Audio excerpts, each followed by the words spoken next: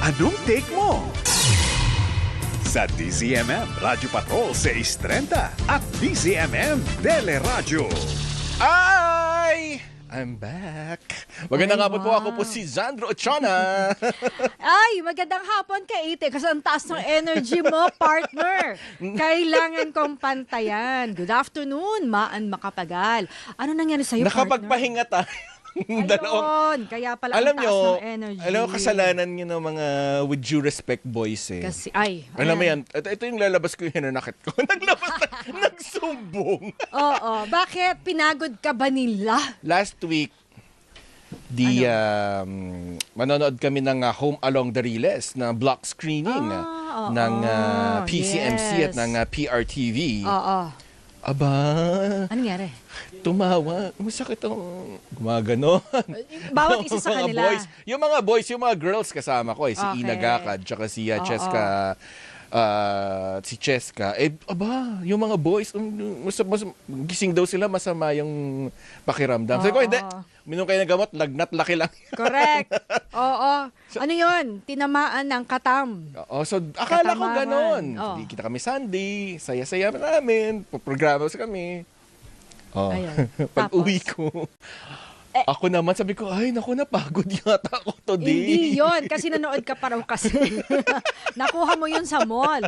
Oo, kung ano mang virus. Ay, alam mo yun nga lang pala yung pagkakataon na nakapag-mall ako ulit. Talaga? Feeling ko baka nga doon ko nakuha. Ayun lang. Ang tawag doon ay parang, ano yun, nanibago? Huh?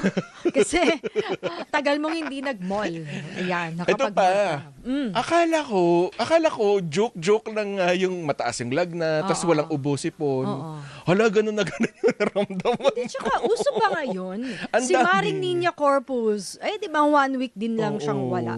Kasi nga talagang dinali din ng sore throat. ng sore throat naman. Na kailangan niya mag-antibiotic. Oh no. Oo.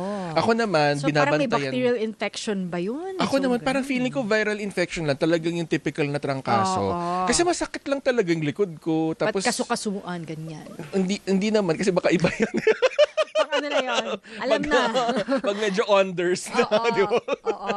Pero sabi nga, pahinga lang daw talaga yan. Oo, tsaka maraming tubig, tsaka vitamins. Tsaka di ba minsan Tapos yung na. meron kang gising talaga na parang ang bigat ng katawan. Tapos pag ipinahinga mo lang, okay na. Oo, Di ba? nakakatawa. Yun Kasi lang. pag, ano pa ako, katrabaho pa ako. Tapos Hindi, sabi ganun ko, talaga. "Teka, hindi ko na kaya." Nag-message ako, hindi ko na po talaga kaya. Pero iba pa rin no? Yung tipong kahit may sakit ka sa trabaho, talagang ang bigat din. Sabi, kaya mo naman yan. Actually, di ba? hindi Actually, po. hindi. Depende, di ba? Tsaka may mga tinulugan ako trabaho. Sabi ko, mamaya na kayo. Balikan ko kayo later, ha? Oo. Grabe. Pero yun nga, nung panahong wala ka, ang dami rin nangyari, ha? Nanonood. Oo. Tulad yung sa Tacloban, yung Oo campus nga. shooting. Actually, doon tayo nagising. Para siyang nung lindol, Ito naman, shooting incident Oo, ang kasi, gumising sa atin. oo, dahil alas 9 ng umaga yun eh. Yun talaga yung bumulaga sa buong bansa nung araw na yun. Yung campus shooting. Kasi parang, hindi naman sinasabing first time, no? Pero in recent memory, parang it talaga yung, parang, yun nga trahedya sa loob ng campus. Saka maraming mga dalubhasa yung nagsasabi na hindi sa atin uso yung mga ganitong shooting incident True. kapareho sa Amerika. Yes. Dahil nga unang-una, restricted yung mga baril natin. Although, may mga tinatawag na unregistered firearms, yung mga loose firearms. Ito'y hindi siya accessible sa mga bata. Correct. Oo. Saka sa psikolohiya ng Pinoy, 'di ba? Kung may problema ka man, 'di ba tayo pala kaibigan tayo. Lahat sinasabi natin sa kaibigan, mabarkada tayo, 'di ba? Nomo-nomo pa. Yes. Di ba? Oo, tapos close-knit din yung family natin na parang 'di ba? Nasasabi natin yung problema natin sa nanay, tatay, kapatid. Hindi tayo yung basta nagsasarili lang. Oo, at Diba? mabagal yung internet natin. para ka Isa pa yun. makapag-video games na Oo. violent. Pero, ito nga lumalabas, partner, di ba? Base dun sa social media records nitong dalawa, ay mukhang aktibo. Pero confirmed na ba na sila talaga daw ba yun? Yung Mga lumabas online? oo, ay, pero ang sinasabi kasi yung isa daw ay active doon sa Gorebox. Oo. Isang online game na sabi violente daw, marahas. And napag-alaman ng CICC Kaya siya binan. na talagang active doon yung isa doon. Kaya siya binan din yung Gorebox ng CICC.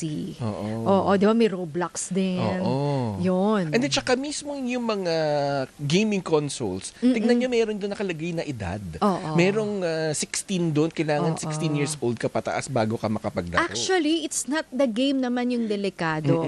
Ang problema kasi, yung mga chat room, yung mga, hindi ko alam kung paano sila nakapagsingit. Kumbaga, nakakausap nila yung mga players, no? Via mga messaging doon. 'Di ba? So pwedeng doon na-brainwash nahihikayat, din. doon nahihikayat. Oo. At 'di ba lumabas na rin sa mga sa ano ngayon, sa social media ngayon yung sabing parang kinaanibang grupo na hindi pa naman kumpirmado ng pulis. Oo. Pero yung mga netizen nag-iimbestiga. Syempre magagaling din sa computer yung ilan dyan.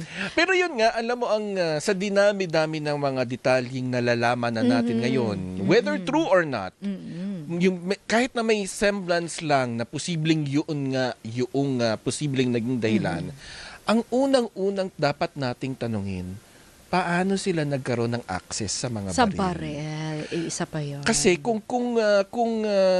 kung nandyan lahat ng factor, sabihin na natin, talagang nandyan na lahat ng pagkakataon para gawin nila ito, kung wala silang access sa mga baril, yung mga baril na dinala nila, dahil yung mga baril na dinala nila, hindi pa nga ako nakakahawak nun. Oo, tsaka, Diba? hindi, ako naman, feeling ko, mas nauna yung impluensya. No? Kasi kumbaga yung paghahanap mo ng armas, pangalawa na yan eh. Nagkataong accessible, dyan lang pala tinago, nilagay. Ayun. Kasi pwede namang kutsilyo. Oo, di ba? Sorry. For the pero, di ba, ang sa akin, yung mas nakakatakot, yung mas naunang impluensya. Kaya nila nagawa yun. At ito Diba? pang tanong, asan yung mga magulang nila na dapat Oo, isa pa gumagabay? yun. Di ba? Tsaka, hindi ko, awan lang base lang to sa mga nakikita sa social media na mga post, no? Parang, nagpa-firing tong isa. Parang At saka ganon. pwede ba yung ganon? Ganon ka bata? 15? Oo. Actually, medyo... 14 and 15. Nagulat nga ako kasi, yung mga netizens, mga tataba utak eh. Oo. Akala, di ba 20? Akala daw nila 20 na yung isa. Kasi nga mature tignan. Malaking bulas. Oo. Tanong nga nung anak ko, mami, syempre, repeater ba siya?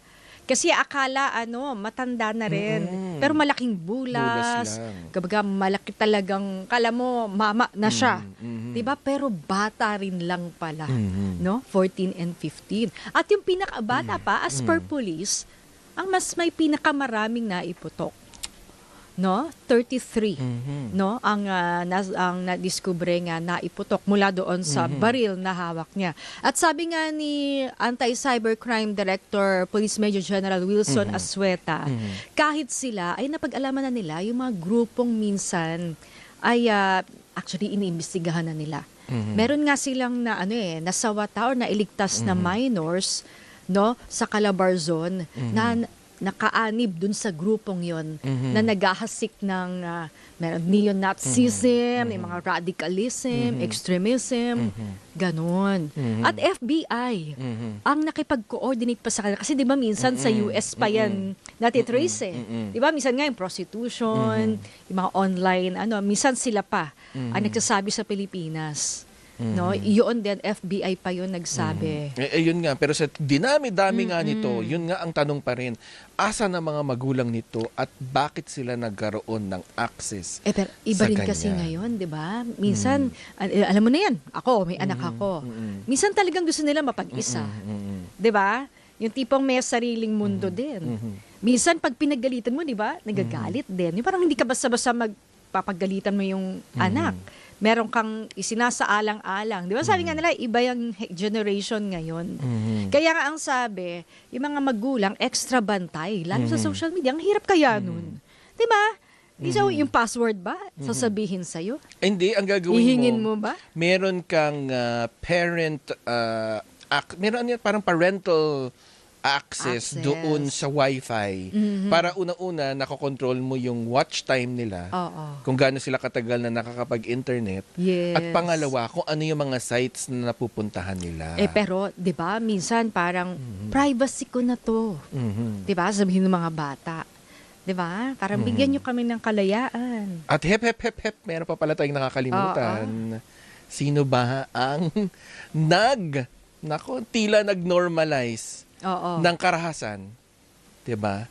Saan ba nagsimula itong pag-adika? Oo. Diba? Oo, tama-tama. So, 'di ba? So, na-normalize nyo eh. So, kapag feeling nila, api sila, gagawa siya ng kabulastugan. Correct. At itong kabulastugan na pwede nilang gawin, pwedeng deadly. Yun nga, ang sabi, hindi lang dapat matapos sa bullying. Kasi, di ba, totoo naman yun. Fact yun. Pero, yun nga, baka mas may factor pa na talagang nagbo-boost pa sa galit. Alam mo yun? Na nagpapatindi nung kanilang nararamdaman, nung galit, imbis kasi na, di ba, sabihin nila sa guidance counselor yon, di ba? Pwede naman isumbong ang bullying sa school. So, ibig sabihin, ito'y layers upon layers ng pagkukulang ng magulang, ng sistema, ng paaralan, ng lipunan, at ito'y sakit ng lipunan na dapat nating gawa ng paraan para hindi na maulit. Dahil, what if yung isa doon sa tatlong namatay, yun yung susunod na maging Pangulo ng Pilipinas? Nagsusolusyon sana sa mga problemang ginagawa na kinakaharap natin ngayon, di ba? At ang importante, yung investigasyon ng kinaukulan. Kasi kung totoo, no, ang mga balita ng mga extremist groups na tina-target ang mga kabataan, di ba? Delikado yun. Hindi nga lang sa atin eh. Siyempre, mas nauna pa yan sa US, sa ibang bansa. Parang, kumbaga, at least huling na nga tayo eh, di ba? Pero gaano nakalalim yan? Ilan na yung nare-recruit nila? Di ba? O ilang kabataan na yan? At kailangan may dapat managot. Dapat may managot. At speaking of, teka na partner. Teka na. Pasok na kaya muna natin to. Anong oras na ba, Miss Beautiful? Na-miss ko to. Ang oras, 44 na minuto, makalipas ang 4:00 ng hapon.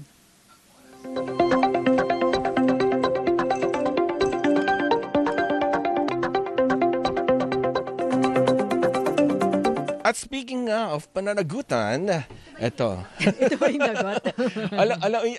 ay parang hindi.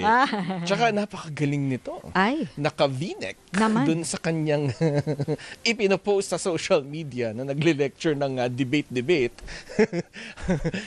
Makakasama po natin via Zoom pa na to. Via Zoom ang public interest lawyer at director po ng Human Rights and People Empowerment Center Incorporated, si Attorney Dino De Leon. Magandang hapon, Attorney Dino. Magandang hapon, Sandro, Maan, sa lahat nating mga nakikinig. At sana naman wag binubulgar yung aking BMX 15 years ago. Pero, alam mo, Attorney Dino, nung tayo'y high school, wala namang ganyang insidente, no? Well, wala naman. Buti naman. No, may bullying. Tindi ng may bullying din doon, Attorney Dino, di ba? Well, yun nga, sa akin kasi yung bullying na insidente na yan, di ba? Talaga namang no-no yan. No? Pero tandaan natin na every time na may nambubuli, every time na may binubuli, every time na may krimeng ginagawa yung mga minor de edad, hindi lang kasalanan ng minor de edad yan, ha? Kasalanan natin yan collectively as society. We are failing our children. The mere fact na mga bata yung mga gumawa nito, it is a collective fault dating lahat na normalize yung violence. Sabi mo nga kanina, yung influences ba na meron sila? Bakit ba ganoon yung naging desisyon? No? And hindi pwedeng sabihin na parusahan dapat yan, na dapat parusahan. Di ba? Kasi lalo na kung meron silang discernment at accommodated dyan sa current law. Pero kailangan natin magnilay-nilay, are we failing our children and why is it that this is happening? puntahan natin yung talagang topic na pag-uusapan natin ngayong hapon. Dahil nga, speaking of pananagutan, syempre umaandar na, no? Umaandar na itong pre-trial ni VP Sara Duterte. Pang-apat na, fourth day na ng marking ng mga ebidensya. Yes. Ay, kamusta po? Ano pong assessment nyo so far, Attorney Dino? Hindi, tsaka Attorney Dino, no? Itong fourth day, naghain sila ng manifestation. I think apat yun. Una, ito, Attorney Dino, nais ng House Prosecution na gawing kumaga ay gamitin na ang lingwaheng Filipino sa impeachment trial. Uubra ba to, Attorney Dino? Kasi di ba may mga termino mga legal terms, parang ang hirap niyan kapag wikang Filipino ang ginamit, Attorney. Well, yung Filipino naman, di ba, ang kagaibahan niya sa Tagalog, yung Filipino is na-accommodate niya naman yung mga English na term. Hindi naman kailangan yan directly Tagalogin. No? So kaya siya Filipino no. Yung Filipino minsan kahit na yung term na Bisaya, ng mga Bisaya, term ng mga Ilocano, nasasama yan sa lengguaheng Filipino. And meron din tayong tinatawag na Filipino, yung mga na-arrogate na sa ating lengguahe ng mga salitang Ingles, Filipino na rin ang tawag dyan. No? Parte yan ng lingwahe, ng wikang Filipino. Pero definitely, ang intention is to make everything more accessible to everyone. No? Official na lingwahe naman ng Pilipinas yung Filipino. Yung kahit naman sa mga court records, hindi rin naman pinapabawal ang Filipino. Although, usually English yung ginagamit namin. Pero sa aking palagay, no, dahil sa hindi naman ito extremely legal lang, di ba? Ang impeachment process ay constitutional, political, and legal. No? Ibig sabihin, malinaw na kahit na ordinaryong tao, dapat naiintindihan dahil sang-ayon yun sa saligang batas. Hindi dapat yan very technical. Kaya nga sa aking palagay, kahit na hindi abogado, pwedeng maging presiding officer ng impeachment trial. So yun lang yun. Dapat lang na maging mas accessible sa publiko itong mga bagay, mga submission ng kahit na sino pang partido dito sa impeachment. Okay. Pangalawang manifestation yata nila ay yung payagan, yung private lawyers ng House Prosecution Panel na makapagtanong sa testigo. Attorney Dino, so pwede ba yun? Kasi di ba ang sinasabi, mga private lawyers, ay sa likod lang kami. Taga-advise lang kami kung ano mang mga legal strategy. Pero yung magtanong mismo sa testigo, pwede ba yun, Attorney Dino? Ito maalala mo noon, di ba? Yung mga private lawyers naman ay pinayagan. No? Andyan sila Ayo Bautista, if you would recall, doon sa impeachment ni Renato Corona. Halos siya yung nag-take over after kasi mas magaling siyang litigator, di ba? Siyempre yung mga congressman ng panahon na yun, hindi naman sila masyado nakakapag-litigate. So si Ayo Bautista mismo at siya mismo yung nagtatanong. No? So wala akong nakikitang balakid kung bakit pagbabawalan yung mga private lawyers na nag-assist kung nag-enter naman sila ng appearance. At ang ibig sabihin yan, under din naman sila ng disciplinary powers of the Senate as impeachment court and they will be under the control and supervision naman of the public prosecutors. Ginagawa rin naman yan kahit sa ordinaryong korte, ang nagtatanong ay private prosecutors pero under the control and supervision of public prosecutors. Yung pagbubukas, Attorney Dino, nung tax records, di ba? Ito yung mga, BIR box. Silyadong BIR box na hindi nabuksan. I think April yun, di ba? So, ngayon daw ay nais ng House Prosecution Panel na buksan na para mamarkahan na rin as evidence. Or hindi ba siya isa lang na yung buong box markahan? Pero kasi gusto nila makita yung laman. Mamaya kasi, may kailangan pa pala tayo. Ganun. Well, sa akin palagay, dapat nga nabuksan na yan noon Pero naging naging maingat lang talaga yung Committee on Justice, di ba? House Committee on Justice, no? Pero dapat lang buksan na yan kasi naging subject yan ng subpoena powers ng House of Representatives. Tsaka material evidence yan no? And I don't see any reason why yung mga tax declarations ng public officials cannot be accessed, especially dun sa pinakasagradong mekanismo ng pananagutan, ang impeachment. Di ba? Ito, sinumite mo to sinumite itong mga bagay na ito doon sa government agencies. Tapos ito yung pinaka-importanting mekanismo ng pananagutan sa saligang batas. So I really don't see why hindi dapat buksan itong mga dokumento na isinumite naman mismo nila. Oo. Yung defense panel din, partner, parang hindi, meron silang reserved witness na tinatawag na parang hindi pa nila ni-reveal ngayon sa pre-trial brief. Kasi nga ginagaya daw. Oo. So, pwede ba yun? Kumbaga, ilalabas mo na lang later on habang umuusad yung paglilitis. Yung surprise witness. Oo. Well, ideally, ang purpose ka ng pre-trial is to avoid those things, di ba? Kasi sa pre-trial dapat malinaw na kung ano yung mga bagay-bagay na ipipresenta, lalo ng prosecution. Sa depensa naman, pwede naman siguro silang maglagay nga ng rebuttal witness. Kasi hindi mo pa alam kung ano yung ipipresenta ng mabuti. Di ba? At malinaw eh. Nakalagay lang doon yung purpose, pero hindi mo pa alam kung ano talaga yung mismong testimonya. So, usually naman, pinapayagan yan at usual practice naman nagkakaroon ng rebuttal witnesses or reserve witnesses lalo na sa depensa. O lalo kung security, kung kumbaga yung gagamitin na dahilan, yung security. Kumbaga ayaw nila ngayon pa lang, Kasi kailangan malaman na protektahan agad. eh. Oo. Pwede yun, Attorney Dino. Well, pwede nga, pinapayagan yan, pero kailangan mo kasing i-justify, no? Tsaka anong security, di ba yung security ang pinag-uusapan, di dapat manghingi ng security, di ba? Mag-request ng security sa Senate as an impeachment court or meron naman tayong witness protection program, no? Pero hindi pwede kasi na halos lahat is reserved. Pero kung ilan lang naman yan at may sufficient na justification, pinapayagan rin yan. Pero itong mga bagay po ba na ito, siguro nasolusyonan po ba sa tingin niyo dahil nga pala miyembro kayo ng Bantay Senado? Sa tingin niyo po ba kung binuksan lang sa publiko itong pre-trial, sana hindi na kailangan hilingin na prosecution nito?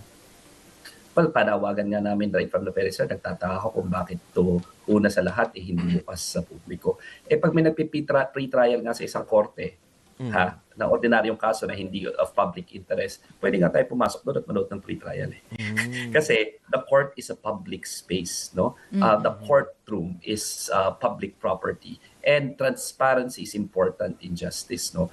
Nagtataka talaga ako hanggang ngayon kung anong justification, bakit hindi ginawang open sa publiko or sa members ng media itong pre-trial. Why is it that they are conducting pre-trial in secret, away from the prying eyes of the public? Hindi ba pera natin ang pinag-uusapan dyan? Hindi ba proceedings natin yan? Hindi ba sagrado yan according sa Constitution? Kung sagrado yan, bakit tinatago sa publiko yung pre-trial? Hindi ko talaga makita ang justification until at this point in time. Kaya nga tuloy, ang daming mga haka-haka, dahil mga chismis, kinain daw ng buhay. Yung depensa, kinain daw ng buhay. Yung prosecution, di ba?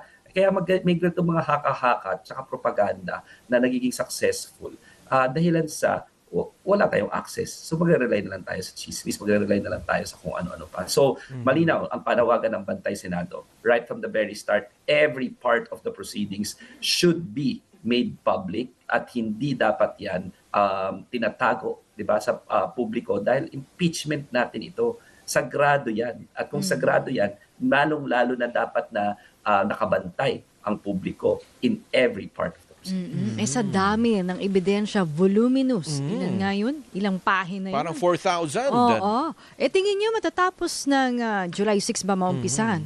Or hanggang this Friday? Oo. Baka nga raw hanggang Sabado pa eh. Pero yun na nga, kung matatapos nga ng September, etong impeachment trial?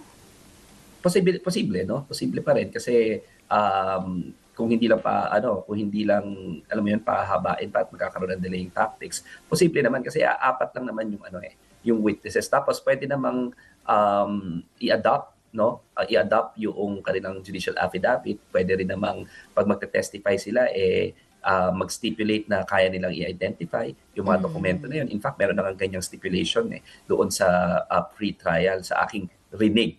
Kasi nga, hindi open. Pero sa aking intindi, meron ng mga certain things na ini-stipulate doon na kayang i-identify naman ng mga witnesses, yung mga dokumento doon. No? So makapal yung mga dokumento, naintindihan naman natin yan, 4,000 plus. Pero sa aking palagay, posible, lalong-lalo na kung continuous ang trial. Too late na ba para buksan pa sa publiko yung pre-trial? Hindi. Dapat nga, buksan na. Sa akin, habang di pa natatapos. Sabi nga nila, di ba, huli man at magaling, huli pa rin, pero at least bukas. Kala ko kung matinik ay malalim. Pero at least bukas, di ba? kaysa walang-wala. So sa akin, buksan na nila sa lalong madaling panahon, makinig naman kayo sa publiko. Bakit ba tinatago ninyo sa publiko yung proceedings? Bakit? Kasi sabi, technical naman daw. Regardless, di ba? Procedural. May maraming mga members ng publiko na technical din mag-isip. Technical yan o hindi kayo ang magdedesisyon kung kailangan namin makita o hindi. Kami. Dahil kami ang publiko, hindi sila. Di ba? So ganun ba yun? Na pag sinabi, technical, this is too good for you. Technical, you won't understand it. Give the public the presumption of intelligence and give the members of the public at least the benefit of the doubt that we will know what to do with this information. Hindi yung tinatago ninyo para sa amin. Kanong desisyon yun? Sa Senate Impeachment Court o sa magkabilang kampo pumayag din? Sa Senate at sa Impeachment Court yan. Definitely, sa Senate at sa Impeachment Court. And kung decision man yan ng magkabilang kampo, mali sila. No? Again, respetuhin ang publiko. Again, give us the presumption of intelligence. Again, provide us with our right to information. At dahil pera namin yan, pinag-uusapan dyan, at mekanismo namin yan, kailangan makita namin ng Pero yung paggamit ng wikang Filipino, Attorney Dino, paano naman yung ating mga rehiyon? Iba nating mga dialect. Oo, paano yun? Kasi, syempre, hindi lang naman nakasentro sa, Filipino o Tagalog, di ba? So, ako, hindi ako upo sa idea na magkaroon ng mga interpreters, ay ng mga court interpreters at magkaroon ng mga translations. No? Pero ang presumption kasi, mas marami nakakaintindi ng Filipino kaysa Ingles. No? So, ang tawag natin dyan, di ba, yung theory of lingua franca. When instruction is conducted at using your native tongue, mas epektibo at mas naiintindihan ng mga tao. Dahil mas maraming nakakaintindi ng Filipino, yun siguro yung magiging default. Pero tama ka, no? Maganda rin sana kung pag-isipan yung Bisaya or even Ilocano. Lalo-lalo na yung mga Bisaya kasi I think this is the most spoken rin, di ba? Dito sa Pilipinas. So, kailangan i-take into consideration yan. So, kung pwedeng may translation, okay din yun. Ang mga testigo din, malaya silang makapaghayag, no? Ng kanilang nais sabihin sa wika na kung saan sila talagang komportable. Diba, Attorney Dino? Yeah, kasi, di ba, kaya intimidating yung court proceedings kasi English lahat. Kailangan mo mag-English, yun ang tingin ng mga tao. So, lalong mas nakakatakot nakaka-intimidate yung proceedings. Pero dapat kasi yung proceedings, yung impeachment proceedings, hindi dapat intimidating yan At hindi dapat yan para sa mga abogado lamang. Tandaan natin, paulit-ulit ko ang sinasabi, yung saligang batas natin, kaya nga yan verba legis ang rule dyan, ibig sabihin, kung yung plain meaning, dapat kasi a reasonable average person can understand it and kaya nilang maintindihan. No? At dapat gawin natin ang lahat ng ating kaya na mekanismo para ma-make sure na naiintindihan ng publiko. Kasi nga, ang sabi ko nga, impeachment proceedings sila.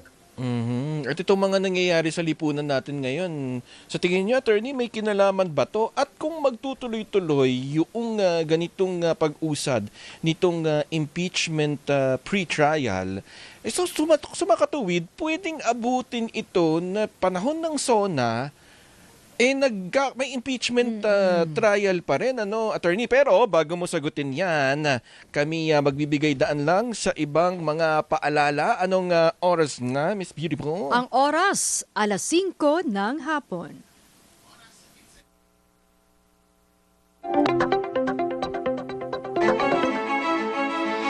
DZMM. Anong take mo? Sa DZMM Radio Patrol 630 at DZMM Teleradio. Ay, nagbabalik pa rin po ang ATM. Anong take mo? Balikan natin si Attorney Dino De Leon sa tanong na, Attorney Dino nga, paano kung abutin ng impeachment itong nalalapit na State of the Nation address ng Pangulo? May posibilidad ba na talagang, parang first time to in history, parang wala akong matandaan na habang nagsusona, merong impeachment process na isinasagawa? Well, mukha talaga mangyayari yun na mag-overlap yung impeachment kasi forthwith forthwith ang sabi ng konstitusyon. So wala talagang rason na antayin muna yung impeachment, antayin muna yung SONA, etc. na parang ginawa ni Jesus Cordero before, di ba? Na parang andayo muna pinalipas, ang tagal-tagal na, ilang buwan na, 5 buwan o 6 na buwan na, pero hindi pa rin nagpo-proceed yung Senado as an impeachment court. So talagang mag-overlap, and it will be interesting if the President will have something to say. But the President cannot pretend na nothing is like nothing is happening, di ba? It is one of the most important political developments and of public interest, no, na mga bagay na mangyayari. And siguro kung ako, di ba, dapat importante na i-confront rin ng Pangulo yan at magkaroon siguro siya ng statement about it. Attorney Dino, ano ang pwedeng makapagpa-delay, no? Para baka kasi bago pa man maumpisahan ang paglilitis kay VP Sara, may mga aksyon na, no, na posibleng makapagpa-delay sa impeachment trial. Well, I would anticipate that there will be several filings coming from the defense. Baka meron silang mga clarificatory motion for clarification, baka meron silang mga request for admissions, no? And they may insist na ito ay ma-resolve muna bago mag-proceed sa trial. Yan ang ina-expect ko ng mga moves ng depensa, lalong-lalo na right from the very start, even in their answer, kitang-kita na puro technical ang sinasabi, pero hindi hinaharap yung ebidensya at hindi rin hinaharap yung mga akusasyon. Technical lahat. No? Due process daw, gano'n.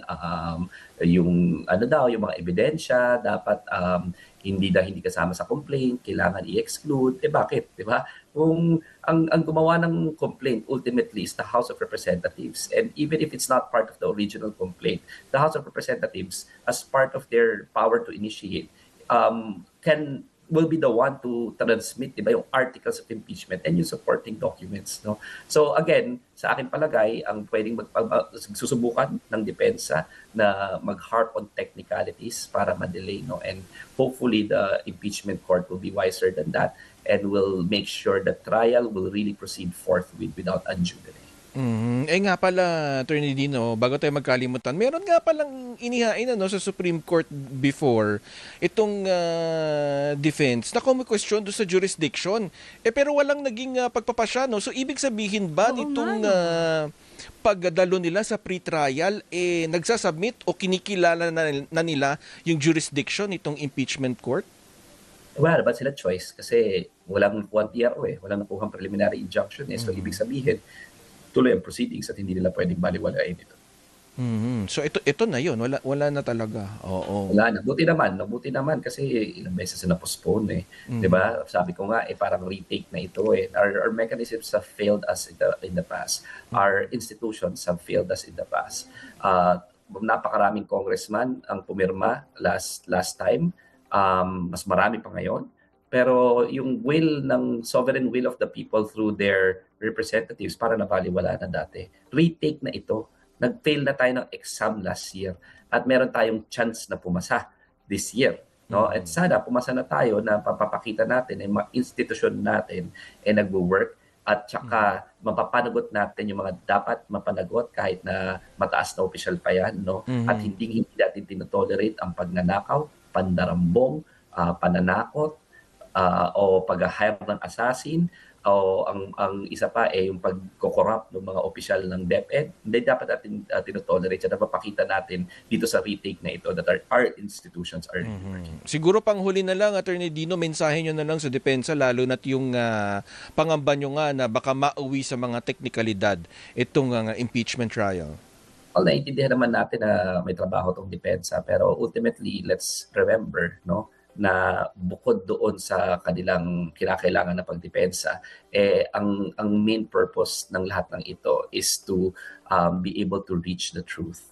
Anyway, 'di ba? Ito sa member ng depensa, bansa nyo rin 'to 'di ba? Bansa rin natin lahat ito And sana may make sure tayo na kung talagang may pananagutan, wag nating pagtakpan, 'di ba? Hayaan nating lumabas ang katotohanan. Alright. Sige po, maraming salamat, Attorney Dino. Thank you. See you Sunday. Very much. See you. Bawal umabsent. Nang Yan. India na ba sa sinihan? Oh, hindi yan. Mapagkakatiwalaan yun si Attorney Dino. Ayan. Yan po si Attorney Dino De Leon, Director ng Human Rights and People Empowerment Center Incorporated. Teka, kumuha muna tayo ng report sa labas ng himpilan. Sino ba yan, partner? Leyte Representative Martin Romualdez nakidalamhati sa pamilya ng campus shooting sa Tacloban City. Ang detalye ihahatid ni Don Chu mula sa FMR, Tacloban. Don. Yes, Sandro Ma, nakidalamhati si Leyte 1st District Representative Martin Romualdez sa pamilya ng nasawi sa San Jose National High School mass shooting itong Lunes. Kinumusta at nagparating ng tulong si Romualdez at si Tingog Party List Representative Andrew Romualdez sa pamilya ng mga nasawi matapos ang malagim na pamamaril. Personal team nagparating ng tulong si Romualdez sa mga nasugatan sa naturang insidente kung saan karamihan sa mga survivor ay nakakonfine pa rin sa hospital. Sa likod nito, nananawagan si Romualdez sa lahat ng pagkakaisa. Samantala, sinabi ng DOH-8, walang babayarang hospital bills sa mga biktima na nakakonfine sa private at government hospitals. At yung unang latest mula dito sa Tacloban, ito si Don Chu. Balik sa inyo. Maraming salamat sa iyo, Don Chu. Okay, magbabalik po ang ATM. Anong take mo? Magbabalik sina Maan Macapagal at Sandro Ochoa sa ATM. ATM. Anong take mo? Sa DZMM Radio Patrol sa East 30.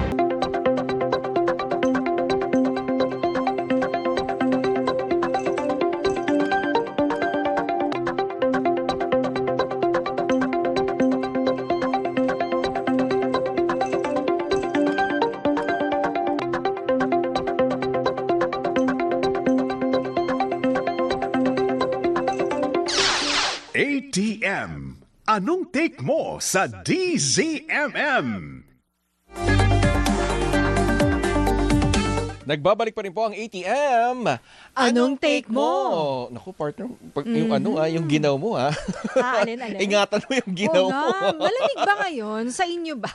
Parang Hindi ko alam kanina kung malamig ang aircon lang. Parang kanina Giniginaw. cuddle weather eh. Oo nga. No? Hindi, tsaka uminom ako ng ino-order na drink na may sago.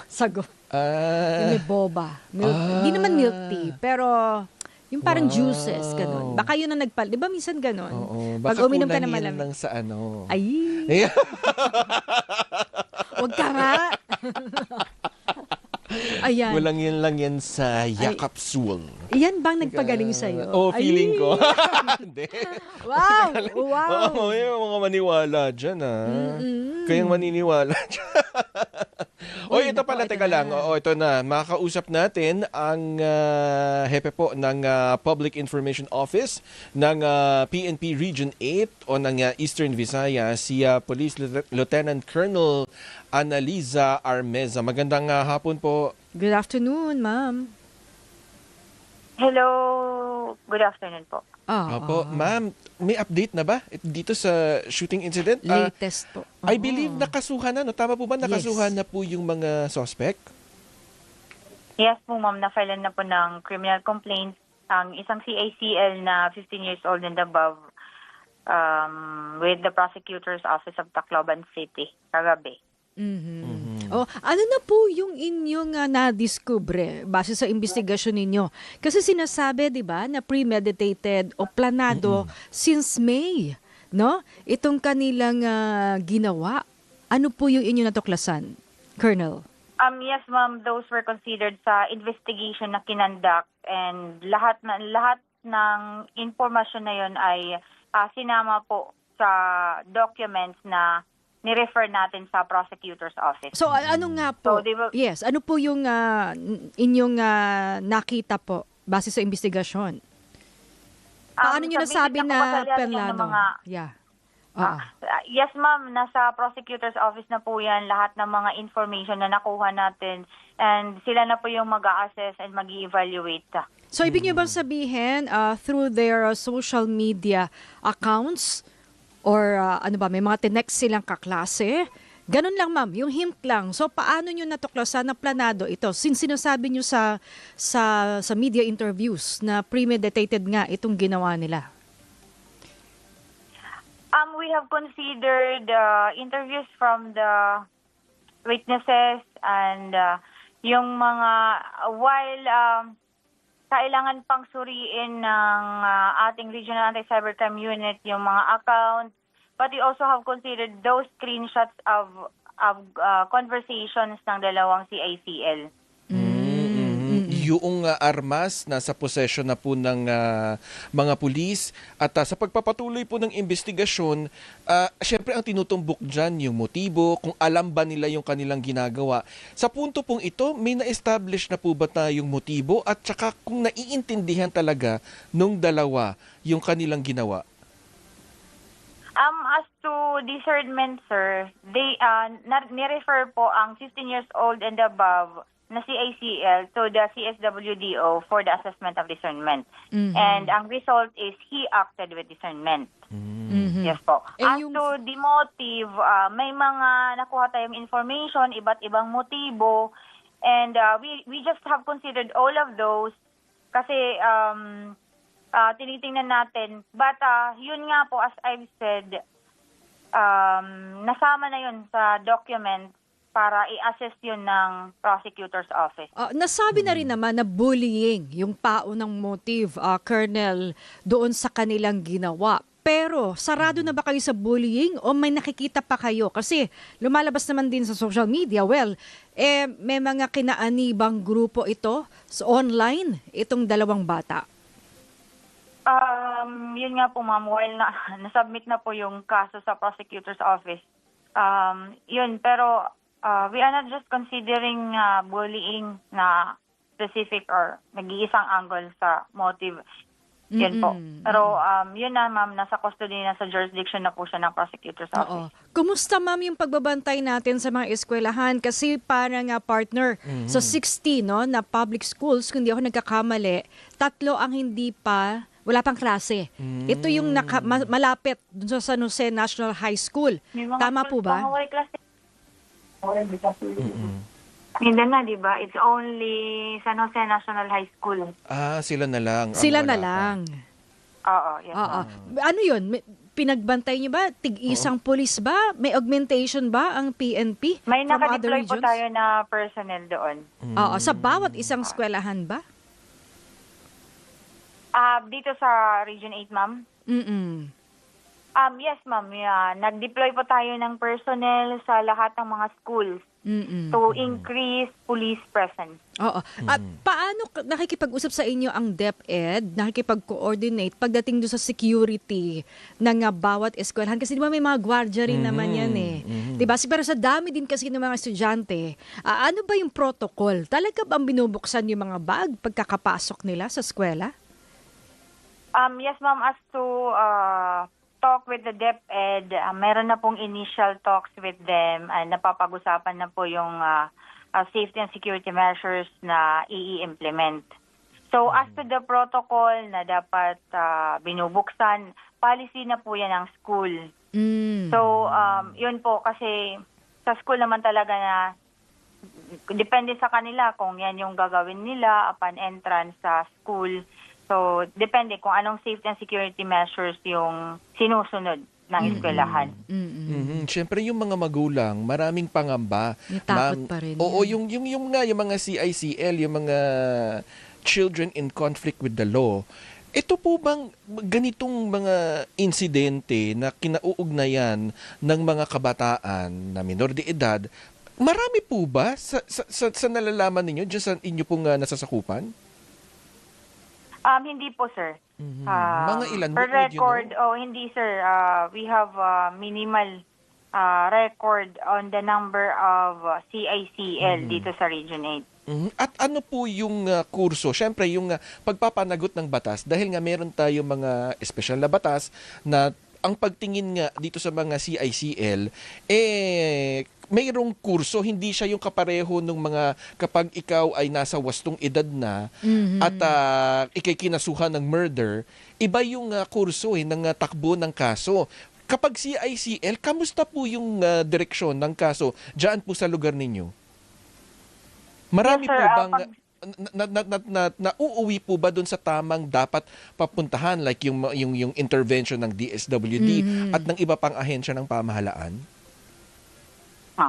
Yes, sir. We know naman na pag CICL, ang sinusunod na proseso is yung ating RA 9444 or the Juvenile Justice and Welfare Act of 2006. So as for the PNP, yung role namin is the conduct of investigation sa mga CICL. And kung above 15 po yan, yung referral to the social worker for the assessment of discernment. So as for the PNP, kung yan ay na-assess ng social worker na acted with discernment, ang ginagawa po namin is the filing of appropriate criminal complaint. And ang referral ng custody nila with the social worker kasi doon dapat yung custody ng bata sa social worker, not with the PNP. And hindi dapat siya ilagay sa custodial facility. So for the intervention or diversion program as appropriate, nasa kay DSWD na po yan. So the programs na ifo-formulate ng DSWD, the period, and yes, kung yung assessment, kung kailan dapat palabasin or reintegrate back to the family and the community. Colonel, ang PNP Camp Crame, ang anti-cybercrime group, no, ang nagsabi na may mga online spaces, no, na delikado para sa mga bata dahil posibleng nagre-recruit, nabi-brainwash, na-impluwensyahan sa mga radicalism. Dapat daw ay bantayan sa social media o yung ginagawa ng ating mga anak, mga estudyante sa social media. Kayo po dyan, nakipag-unayan ba yung ACG sa inyo? Kasi sinasabi na rin naman nila ng isa dyan ay aktibo sa isang online game na binana ng CICC. So paano nyo, kumbaga, ay pinoprotektahan or pinapaalahanan ng ating mga magulang at mga guro na bantayan ang mga bata sa mga ganito? Yes, ma'am. We have our awareness campaign sa mga schools. So part ng mga dinidiscuss sa mga lectures, yung influence ng social media, our cybercrime law, and yung mga hindi magandang magiging resulta if they will be influenced by this violent na mga online apps. We also have our advisories sa ating social media page related to that. Kumusta naman yung mga residente natin, lalo yung komunidad? Yung reception, no? Oo, ng San Jose National High School, kahit yung mga eskwelahan, may takot pa rin ba sa kanila na pumasok? Siyempre, mga magulang. Kumusta po? Namomonitor po natin na heighten ng security measures yung mga schools because of the incident. So, yun po. But then, as for the PNP, we would like to assure the community na we are here to protect them. And we have our programs and activities to ensure their safety and security. So, and yun po yung panawagan natin na makipagtulungan sa atin, mag-report agad for our immediate response and appropriate action. Nasabi natin na bumabalik na sa normal ang sitwasyon sa lungsod, Colonel? Yes, ma'am.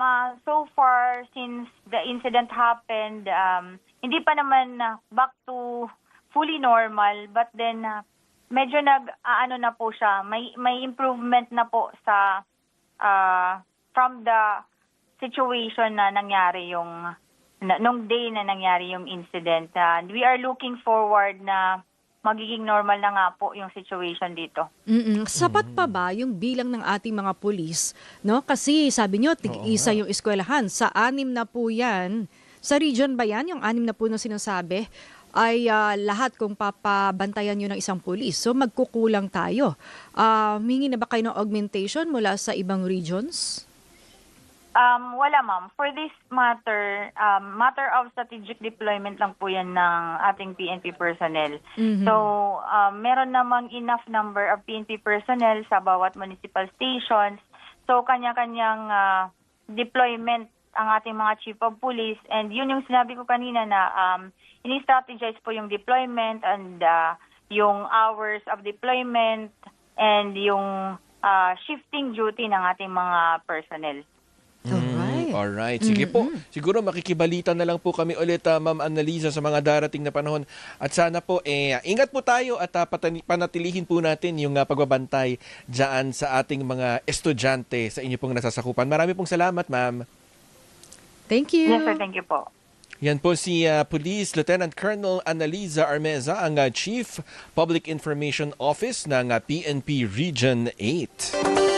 Hey, partner. Okay, susunod na sa radyo at digital TV ang Arangkada Balita kasama sina Nina Corpus at Jack Batallones. Mapapanood dito sa PRTV Prime Media Channel 31 at mapapakinggan sa DZMM Radio Patrol sa Istrenta sa Metro at Mega Manila. Mapapanood naman ang Issue Spotted kasama sina Tony Velasquez at Rica Lazo sa DZMM Teleradyo Cable Channel, DZMM Teleradyo YouTube Channel at DZMM Facebook page. O paano? Happy week? Hindi pa pala happy weekend. Midweek pa lang pala. Kakapasok mo pa lang. Okay, bukas Bye! ulit. Bye! Anong take mo? Sa DZMM Radio Patrol sa